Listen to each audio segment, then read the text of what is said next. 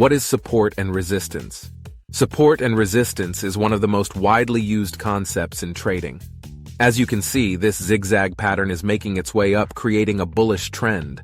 When the price moves up and then pulls back, the highest point reached before it pulled back is now resistance. Don't forget to like this video. Let's continue. Resistance levels indicate where there will be a surplus of sellers. When the price continues up again, the lowest point reached before it started back is now support. Support levels indicate where there will be a surplus of buyers. In the most basic way, this is how support and resistance are normally traded. Trade the bounce. Buy when the price falls towards support. Sell when the price rises towards resistance. Trade the break. Buy when the price breaks up through resistance. Sell when the price breaks down through support. Plotting support and resistance levels.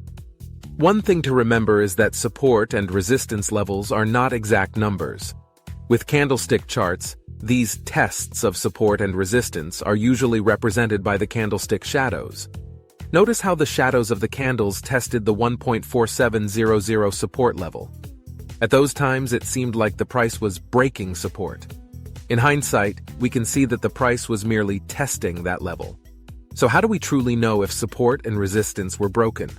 Let's take our same example from above and see what happened when the price actually closed past the 1.4700 support level. In this case, the price had closed below the 1.4700 support level but ended up rising back up above it. Support was breached, but only temporarily. When plotting support and resistance, you don't want the reflexes of the market. You only want to plot its intentional movements. Looking at the line chart, you want to plot your support and resistance lines around areas where you can see the price forming several peaks or valleys. In the next lesson, we'll teach you how to trade diagonal support and resistance lines, otherwise known as trend lines.